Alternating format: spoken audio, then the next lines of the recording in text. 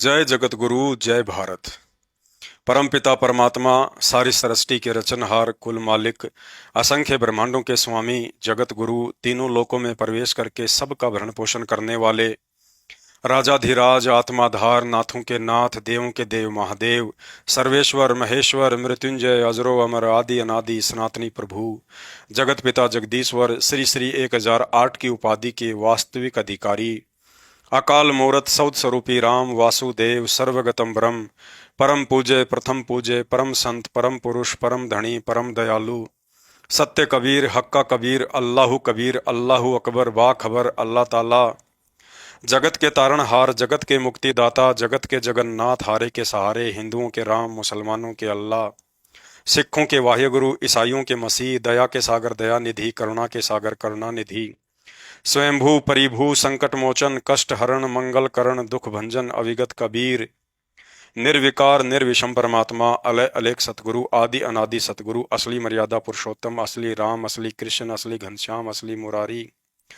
राजाओं के राजा, महाराजाओं के महाराजा, शहंशाहों के शहंशाह, सम्राटों के सम्राट, भगवानों के भगवान, अल्लाहों के अल्लाह, प्रभुओं के प्रभु, मसीहों के मसीह, सच्चे वाहे गुरु, बाबाओं के बाबा, पीरों के पीर, अनंत कोटि कलाओं के स्वामी, अनंत कोटि ब्रह्मांडों के नायक, सर्वगुण संपन्न, युवा कबीर, समरथ कबीर, असमवात अमित ओझा, योगियों में महायोगी, ध्यानियों में महाध्यानी, सिद्धों में परम सिद्ध, ज्ञानियों में तत्व ज्ञानी, ब्रह्म ज्ञानी, महाज्ञानी, परम ज्ञानी।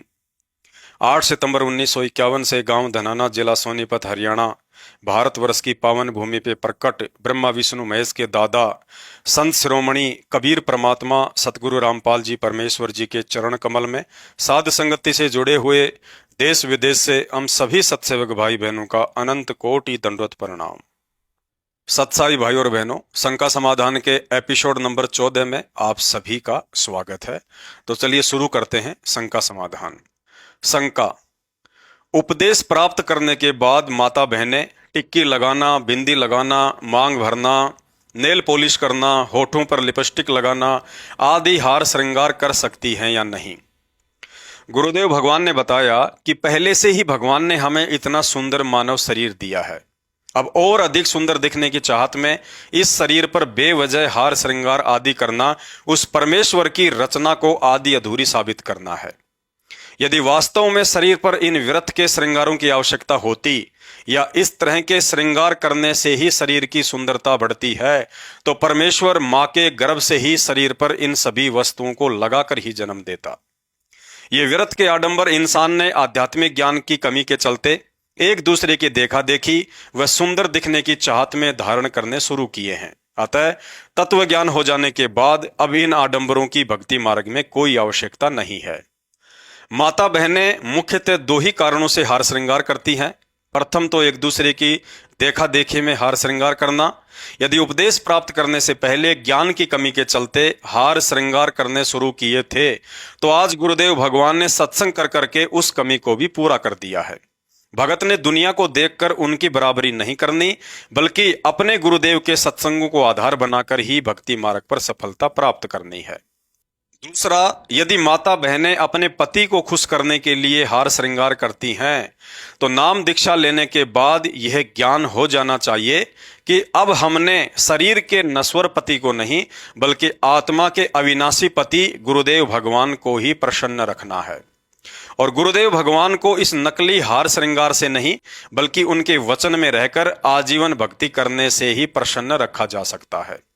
भाई और बहनों, गुरुदेव भगवान का तत्व ज्ञान कहता है कि मोक्ष प्राप्ति के लिए अब हमने नकली शारीरिक श्रृंगार, टिक्की, बिंदी, लिपस्टिक, नेल पॉलिश, फैंसी कपड़े, चूड़ी, पाटले, गहने, आभूषण आदि को त्याग कर आत्मा के असली श्रृंगार शील, संतोष, विवेक, दया, अक्षमा व दान धर्म रूपी गहनों को धारण करना है, ताकि हमारे गुरुदेव भगवान प्रसन्न होकर हमें भक्ति मुक्ति का आशीर्वाद दे।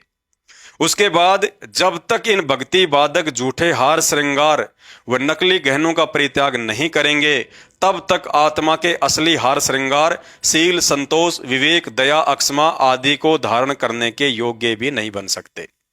और इन असली आत्मिक गहनों को धारण किए बिना हम लाख जन्म भी मोक्ष के अधिकारी नहीं बन सकते। गुरुदेव कहते हैं, पतिव्रता भावे नहीं ये चूम चटक श्रृंगार।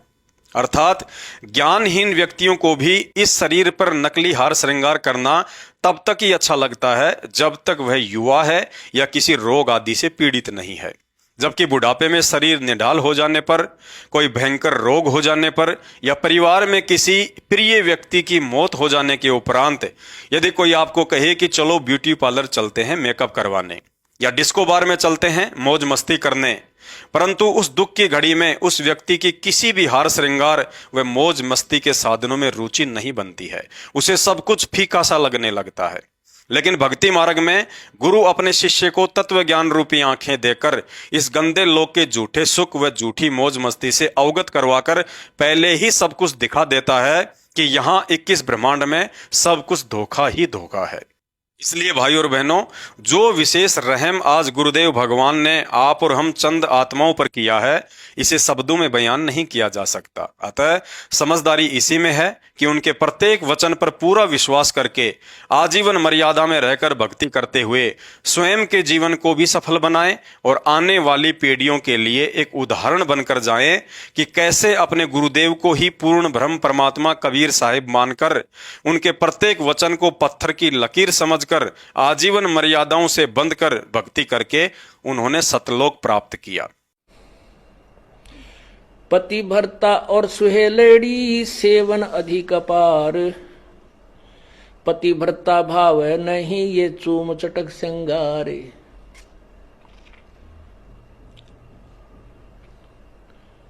पुण्यात्माओं,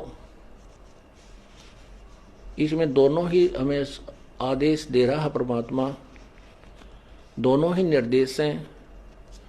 अपने साधारण जीवन में और इस भक्ति जीवन में हमने कैसे जीना है। पति भरता और स्वेलड़ी सेवन अधिक अपार, वो अधिक से अधिक जो पुण्यात्मा है, पति भरता यानी एक इष्ट पर आश्रित पुण्यात्माएं हैं, वो अधिक से अधिक सेवन यानी पूजा करती हैं। और वो पति भरता भावनी चोम चटक श्रृंगार, पति भरता को किसी भी प्रकार के बाह्य आडंबर करने की आवश्यकता नहीं। कहते हैं इन श्रृंगारों की परमात्मा को कति आवश्यकता नहीं, वो अंदर से जानता है ये कितना भगत है और उसमें उतना ही प्रेम होता है प्रभु का। ऐसे ही हम अपनी बहन बेटियों से प्रार्थना करते रहते हैं कि हमने न तो ये मेहंदी वगैरह लगानी है, ना ये नाखूनों को लाल करना है, ना होठों को लाल करना है, ये नहीं चाहिए हमने। आप केवल अपने मांग में सिंदूर आदि लगा सकते हैं, जिससे ये एक प्रतीक है ये शादीशुदा है या मैरिड है अनमैरिड, बस इतना। वो भी लगाना चाहें तो लगा सकते हैं, अन्यथा कोई आवश्यकता नहीं है। ये उनके लिए है जो नए नए आते हैं, उनको एकदम हर एक क्रिया से विपरीत होना पड़ता है, इसलिए वो थोड़े से घबरा जाते हैं। जब ज्ञान हो जाएगा फिर आपको ये शरीर मिट्टी नजर आओगा। इस मिट्टी के घड़े को कितना श्रृंगार है, कितना इसके ऊपर चित्र सुंदर लगा दे, देश में वस्तु जल नहीं है तो ये व्यर्थ है।